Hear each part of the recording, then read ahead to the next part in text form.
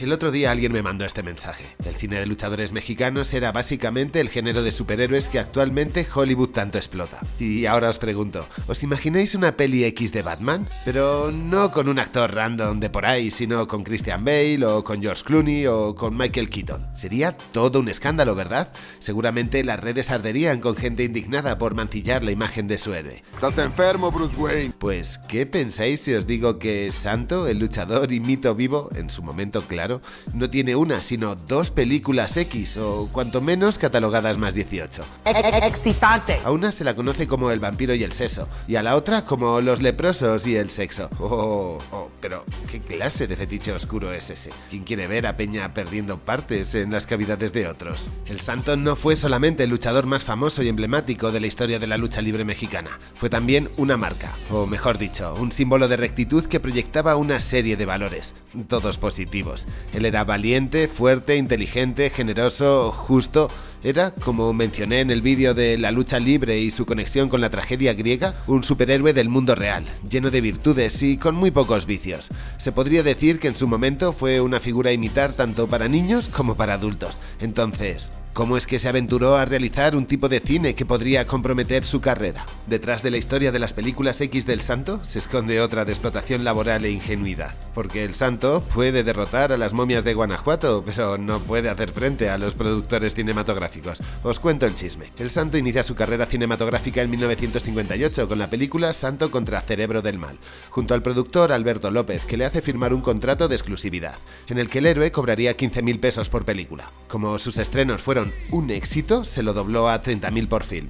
Otro productor, Enrique Vergara, le explicó que si cada entrada estaba a 15 pesos y su película se ponía, yo que sé, en los cines El Roble, con una capacidad de 4.100 espectadores, Dios, qué salvajada, solo en esa sesión, si la llenase, se estarían embolsando 61.500 pesos. Y Santo estaba llenando esa y muchas otras salas cada día. Vamos, que estaba recibiendo migajas, así que este segundo productor le ofreció 80.000 por film. Eso hizo que Santo rompiese el contrato con Alberto López, al que le sentó muy mal perder a su gallina de los huevos de oro, por lo que inició una campaña de desprestigio en los periódicos y metió a otros luchadores en sus películas. Tal vez el más paradigmático fue El Enmascarado de Oro, con la intención de eclipsarlo. No olvidemos que el Santo era el Enmascarado de Plata. Vamos, que le habían puesto uno con un metal de más valor. Rosas Priego fue su siguiente productor, con el que hace en el 66 un par de películas: Santos contra la invasión de los marcianos y Santos contra los villanos del ring. Este también incumplió su contrato con el Enmascarado, que como veis fue capaz de derrotar a todos los monstruos del terror, pero no pudo contra los productores. Y me diréis, ¿qué tiene que ver esto con las pelis X del Santo? Pues que esos rebotes entre productores le llevó a cruzarse con Calderón Steel, dueño de Cinematográficas Calderón. El chismecito sería así. Guillermo Calderón Steel le comentó al Santo en la primera colaboración que tuvieron ambos, titulada El Tesoro de Drácula, que la plata no estaba en su máscara, sino en las películas para adultos, y que una del Santo podría ser un auténtico pelotazo, ya que con eso iban a hacer mucho dinero, así que le ofreció hacerse unas escenas donde las compañeras del vampiro aparecían en topless, y tal vez tocarse alguna que otra tetilla. El luchador no se cegó por el dinero y rechazó la oferta, teniendo en cuenta la imagen pública que proyectaba de persona que vuela recto y que era un ejemplo para los niños. Para evitar la decepción y el posible rechazo de los mexicanos, el luchador se negó. Aunque había una opción. Nadie conocía el rostro real del Santo. Él podría hacer las escenas sin que nadie supiese que era él. Así se inició una leyenda del cine para adultos. No. ¿Os imagináis que esto hubiese sido así? La realidad es menos divertida y surrealista, pero mucho más cruda. La oposición del Santo a hacer ese tipo de metrajes no impidió a Calderón que filmase esas escenas, pero protagonizadas por el villano, en vez de por el Santo. Es decir, a espaldas suyas, lo que explica que el luchador no aparezca en ningún plano sugerente y que sean situaciones totalmente prescindibles para la trama. Os tengo una anécdota. Calderón rodó varias veces la misma escena. No es que simplemente la suprimiese, así que veremos al vampiro pasar revista a sus vampiras. En una de las versiones las desabrochará un colgante y en la otra, bueno, la otra no puede verse en YouTube. ¡Sida para ti! ¡Sida! ¡Cáncer! ¡Hijo del diablo! De esta manera, Calderón, genio del mal, tuvo lo que quería. la versión family friendly del Santo y la versión X que distribuyó lejos de la mirada del Santo y del resto de mexicanos, en Europa y en Estados Unidos, y lo hizo utilizando otro título, Los vampiros y el sexo. 2 por 1, y de paso lanzó el anzuelo sobre un público específico, uno que descubrió que era masivo, bro. Existe otra versión de este chisme, en el que el Santo era consciente de todo y se dio un pacto de caballeros para que no se mostrase la versión para adultos. Si esta opción fuese la cierta, Calderón también traicionó al Santo porque se han encontrado versiones del Vampiro X en los estates. Y no creo que el Santo fuese tan inocente de permitir que sus películas se viesen en El Paso, a 25 kilómetros de México. Así que me cuesta creer la hipótesis de que el Santo le dijo dentro de México no, pero fuera haz lo que quieras. Y bueno, ¿qué ocurrió más adelante? Que en la siguiente película que hicieron juntos Calderón y Santo, solo 2 años después y titulada Santo contra los jinetes del terror, volvió a pasar lo mismo. En esta segunda película para adultos del Santo la cosa se pone bastante peor. Y es que en El vampiro y el sexo simplemente tenemos escenas de desnudos superiores y algún que otro manoseo. Y en la versión X de los jinetes, titulada Los leprosos y el seso, la cosa se pone más seria. Aquí sí tenemos escenas muy explícitas donde papá pone una semillita en mamá. ¿Papá pone una semillita en mamá? ¿Por eso ella tiene una tripita tan grande? Y no solo en una ocasión, habrá al menos 3 o 4 escenas donde hay incluso violaciones. Vamos, que no se puede negar que esta es bastante más directa y subida de tono. Y es que desde el minuto 3 ya tenemos una escena muy gratuita mientras un leproso está de voyeur. Y la pregunta que todo el mundo se está haciendo: ¿los leprosos protagonizan alguna secuencia para mayores de edad? Pues no, la verdad es que no, el título es puro clickbait. Desde 1968, Rodolfo Guzmán, más conocido como Santo, se asoció con Cinematográfica Calderón para producir 7 películas. Sí, con el tipo este que le hizo el lío unas cuantas veces. Santo contra la hija de Frankenstein del 71, Santo en La venganza de la momia de ese mismo año, Santo y Blue Demon contra Drácula y el hombre lobo, un 2 contra 2, Santo y Blue Demon contra el Dr. Frankenstein y Santo y Mantequilla Nápoles, Dios, qué nombre, en La venganza de la Llorona del 74. Y por supuesto las 2 anteriormente mencionadas, Santo contra los jinetes del terror y Santo en el tesoro de Drácula, que como ya sabéis tienen su versión subidita de tono, el vampiro X y los leprosos X. Sabiendo lo que ocurrió en estas 2 primeras, no descartaría que en el futuro alguna otra más de las mencionadas tuviese 2 versiones, por lo que tal vez algún día vuelvan a aparecer más películas del Santo para adultos. O eso me hizo sospechar el modus operandi de este productor, que estuvo sacando a escondidas escenas extras, con muchas X, eso. ¿Y cuál es la historia detrás de todo esto?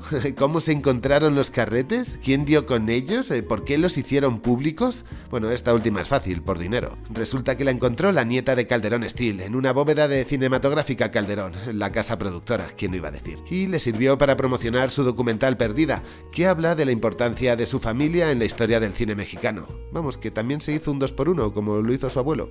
Lo más interesante de esto que os estoy comentando es que es algo que se sabe desde hace relativamente poco. Durante mucho tiempo se pensó que lo de que Santo tenía una película para adultos era un mito, una simple leyenda urbana, y fíjate, al final han sido 2. Tuvieron que pasar 43 años para que se descubriese la verdad. La primera que salió a la luz fue la del Vampiro X, allá por el 2011, y su reaparición no estuvo exenta de polémica. Como era de esperar, al hijo del Santo no le hizo ni un poco de gracia que reapareciese una nueva película de su padre, que además fuese X. Por lo que en cuanto se enteró de la noticia, amenazó con denunciar a quien la hiciese pública. Su argumento era el siguiente: si él en su momento no quiso que esta película se exhibiera, debo respetar su decisión. Y eso hizo. En cuanto se enteró de que el Festival de Guadalajara tenía la intención de proyectarlo en una sesión especial allá por el 2011, los demandó usando como argumento que él tiene los derechos del nombre y de la imagen del Santo, y que nadie más los puede usar. Oh, mirad los derechos de autor otra vez como una herramienta política. Finalmente, los jueces mexicanos dieron la razón a la productora, que alegaba que la imagen del Santo no se veía perjudicada, ya que el luchador no salía en ninguna de las escenas subidas de tono. Total, que se estrenó finalmente el 15 de julio de ese mismo 2011 en el Teatro Diana, Guadalajara, pese a esas molestias del hijo del Santo. Y seguramente alguien se estará preguntando, ¿de qué va? ¿Era tan bestia? Pues no era tan bestia. ¿Y sobre de qué va? Pues Santo en esta ocasión es un científico metafísico que podría hundir en la miseria al mismísimo Einstein. Conocido de todos ustedes por su labor científica, así como por haber dedicado toda su vida ocultando su identidad, quiero presentarles al Santo. Es decir, que ha encontrado la manera de enviar a alguien al pasado, a cualquier edad o momento histórico. Solo que hay un problema, él no puede ir.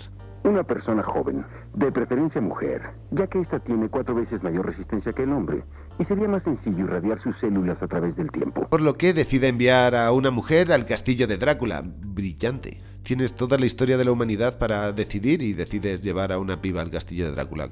Fantástico. Y eso no es lo peor, porque desde el salón de una reconfortante mansión monitorizará por televisión lo que ocurre en el interior y alrededores del castillo. No me digáis dónde están instaladas esas cámaras. En fin, que el conde tiene una fijación por la viajera del tiempo y está constantemente intentando seducirla para transformarla en otra vampiresa. Y me diréis, ¿y el santo qué pinta en todo esto? Bueno, pues el santo está ahí sentado en los mandos de su televisión a 200 años de distancia en el tiempo. Y lo único que tiene son comentarios como... Oh no, esperad, lo digo de otra manera. Santos tendrá los mejores comentarios para salvarla. El vampiro es Drácula. El profesor Van Roon lo descubrió. Bueno, pues después de 50 minutos viendo a la muchacha sufrir, decide traerla de vuelta e ir en coche, ojo, en coche, ¿para qué quieres una máquina del tiempo si tienes un coche?, al cementerio donde duerme el vampiro, aún, porque no se ha mudado. Dios, nada tiene sentido. Allí se encuentra con un encapuchado del Ku Klux Klan y se desafían a un combate de lucha libre. Bueno, ni siquiera le desafía a él, sino a un esbirro. Y aunque sea un esbirro, la cosa parece seria porque el propio Zorro va a ver qué pasa como espectador. Total, que tras vencer en el ring, Santo vuelve al cementerio, pero han despertado al monstruo, que ya no está en su ataúd. Vamos, que finalmente por ir ahí a mirar la ha liado parda. La cosa continúa con Drácula, que los tiende una trampa, a lo que Santo responde con un Deus Ex Machina y... ¿fin? Y si esta os ha parecido absurda, esperad a escuchar la de los leprosos. En esa hay un momento donde se fusiona la lucha libre con vaqueros del salvaje oeste, monjas aficionadas a las peleas y tipos con media cara podrida. Dios, esto sí que es creatividad con el guión, aunque eso impide que tenga sentido. Como tampoco lo tiene que Santo esté en el siglo XIX en mitad de un western. Y no llega ahí con su máquina del tiempo, sino porque lo llama el sheriff del pueblo. Ay Dios, fijaros en el plástico de esta prótesis. Por si os interesa, la historia arranca con unos leprosos que se escapan de su leprosario. Los tipos se comportan como zombies, caminan lento y actúan erráticamente, pero pese a eso, todo el pueblo es incapaz de darles caza ni de hacerles frente.